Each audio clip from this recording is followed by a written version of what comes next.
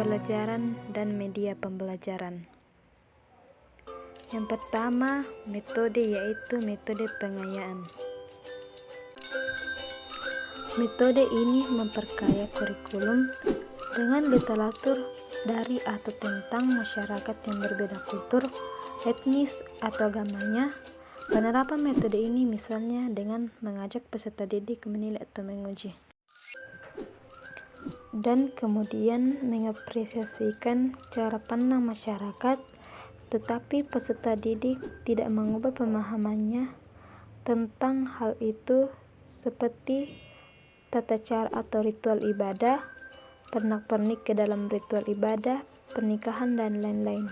Nah, berikutnya kakak akan menampilkan gambar dari pernak-pernik, pernikahan, dan ritual ibadah. Kemudian yang kedua yaitu media pembelajaran.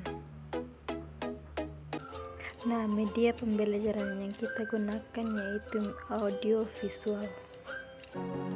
Menurut Arsya pada tahun 2014 pada halaman 4 pada bukunya, secara implisit mengatakan bahwa media pembelajaran meliputi alat yang secara fisik digunakan untuk menyampaikan isi materi pengajaran yang terdiri dari antara lain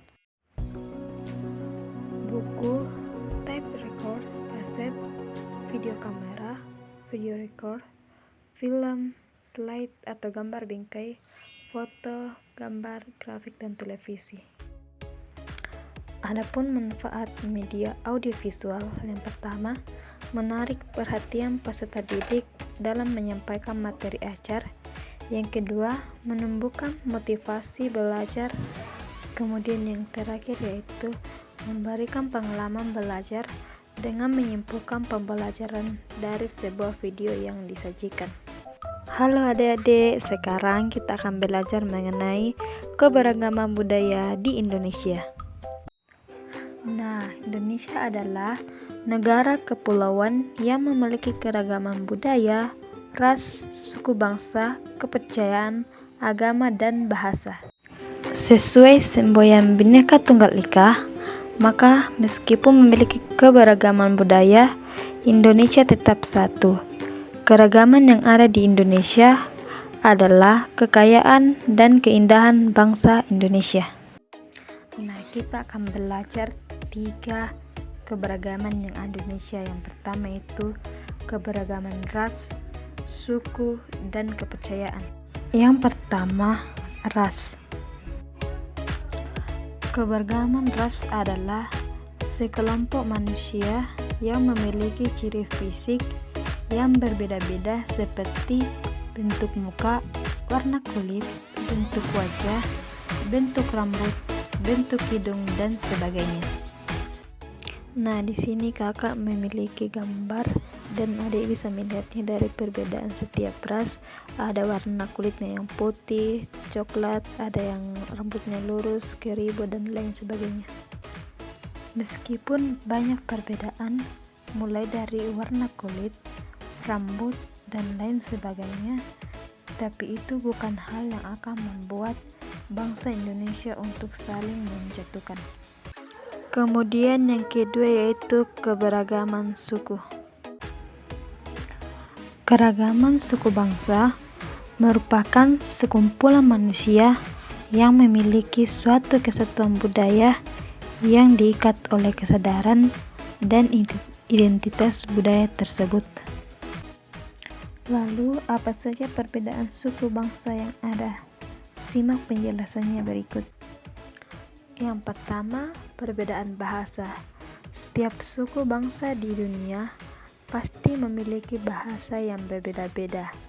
Setiap bangsa memiliki suku dan setiap suku memiliki bahasanya masing-masing.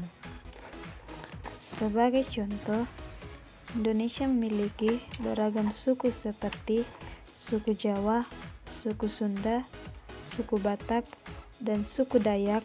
Masing-masing suku tersebut memiliki bahasanya sendiri. Kemudian yang kedua yaitu perbedaan adat dan budaya. Adat istiadat dan budaya setiap suku dan bangsa juga berbeda. Contohnya, perbedaan adat istiadat dan budaya di Indonesia mencakup rumah adat, upacara adat, aksara, teater, drama, tarian, lagu, musik, pakaian adat, masakan, perayaan, seni lukis, seni gambar, dan lainnya. Berikut adalah contoh gambar keberagaman yang ada di Indonesia. Nah, adapun contoh nama suku bangsa yang ada di Indonesia.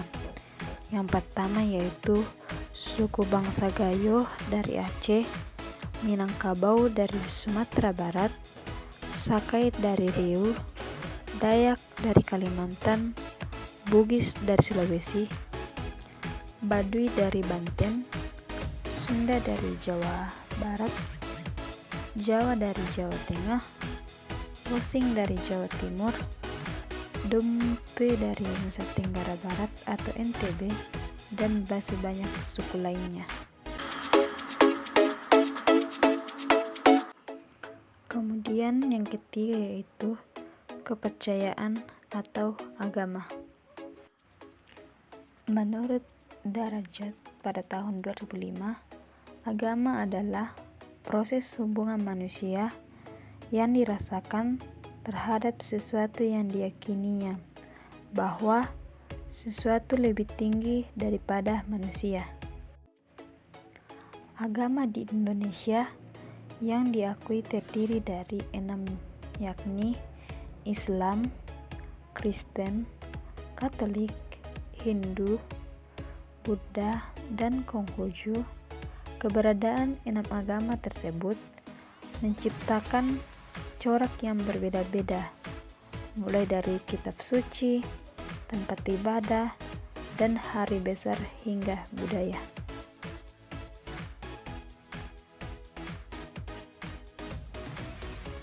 Adapun nama tempat yang ditempati orang untuk beribadah. Yang pertama yang beragama Islam di masjid, Kristen Protestan di gereja, Kristen Katolik di gereja, Hindu di pura, Buddha di vihara, dan Konghucu di kelenteng. Nah, kalian pasti bertanya, kok di Indonesia menganut banyak agama sih? Kenapa ya? Nah, Ibu akan memberikan penjelasan mengapa kita di Indonesia menganut beberapa agama. Berikut disimak ya. Nah, penyebab keragaman agama di Indonesia diakibatkan karena pengaruh letak geografis, kepulauan, dan jalur perdagangan internasional. Letak geografis yang dilalui adalah jalur perdagangan yang membuat pedagang asing singgah di Indonesia dan menyebarkan agama yang dianutnya. 5 penyebab keberagaman masyarakat Indonesia adalah letak strategis wilayah Indonesia, kondisi negara yang berbentuk kepulauan, perbedaan kondisi alam, penerimaan masyarakat terhadap perubahan, serta keadaan transportasi dan komunikasi. Demikianlah pembelajaran kita pada hari ini tentang keberagaman yang ada di Indonesia. Diucapkan terima kasih.